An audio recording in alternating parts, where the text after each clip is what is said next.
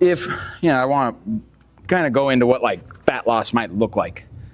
So like fat loss in general, it's simple but complex at the same time, because most people don't have the skill set or tool set to like actually like lose weight. And so it's simple because like you just have to make the amount of energy that you consume be less than the amount of energy that you expend. But kind of what goes into the equation and the nuances at play become hard. And most people that I've ever seen in the gym who like are working with me and want to lose weight, they think like more cardio or more exercising is how you lose weight. And that's like 100% not true. The gym, which you should do when you try to lose weight, is actually there to stimulate your muscle to the minimum amount it needs to tell your body not to get rid of it when you're in that like hypocaloric state, or like less than the amount of calories you need. And so you're just working out actually at a minimum. Whenever I do like a weight loss phase, that's like the easiest working out I do in a year. And so you're just going to the gym to try to tell your body, hey, don't lose this muscle, I still want it. And so that's what the working out's role is. Cardio is another thing that people put too much emphasis on. Most people want to do like a lot of cardio, thinking that they'll burn a lot of calories with cardio. And you will, but it's a double-edged sword.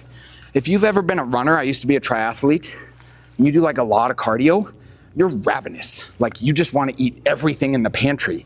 And the problem is harder cardio creates more of a hunger response. Like after like a hard, like I used to do CrossFit, and after a hard CrossFit session or after a long run, that's when I want to eat the most.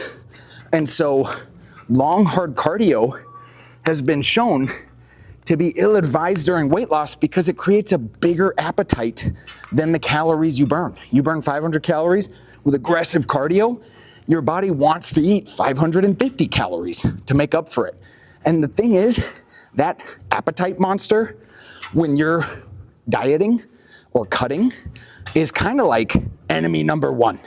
And so you want to do everything you can to kind of keep him at bay. You want to eat regularly, you want more fiber, more vegetables. You don't want to do stuff that tells your body, hey, you're hungry. And so slow zone 2 cardio, like a brisk walk on a treadmill or outside with your dog, is kind of ideal cardio. Now the thing about cardio is it's not special. If you live a sedentary lifestyle, like you have a sedentary office job and you get 2,000 steps, and then you go to the gym and walk on a treadmill for 8,000 steps, so you get 10,000 steps in the day, that's the same as if you don't do any cardio in the day and you just get 10,000 steps from like what you do in a day. Because it kind of just calculates how much your body moves and how much it expended. So you need to kind of get like a base level of activity in a day, and you can't escape that. You got to get like 8,000 to 10,000 steps. And then if you're kind of in the tail end of a cut, you might have to bolster it up to 10,000 to 12,000 steps a day just to really push those numbers up. You actually only work out like 3 days a week, hard, but like not that hard, just to tell your body to keep muscle. And then really, you got to work on portion control. That's like the one thing that everyone wants to not do because it's the most uncomfortable thing, but it's uncomfortable because it's like the thing that actually causes change. You have to learn how to quantify your carbs, your fat, and your protein based off of portions, and learn how much you're supposed to eat and how much you have to eat to lose a certain amount. And then lastly, you can't lose too much too quick. Like people that really aggressively diet and lose like 5-6 pounds in a week, a lot of the times all they lost was glycogen, just the like energy stores in your muscle that attract water. So you kind of lost like a lot of like muscle water weight, and that's cool because the scale like shows that you weigh less, but like the next time you have a carb, you like just start restoring that glycogen. Anything above 1% body weight, so if you weigh 200 pounds, 2 pounds. If you weigh 150 pounds, 1.5 pounds. Anything above 1% body weight a week is just an unrealistic amount of weight loss.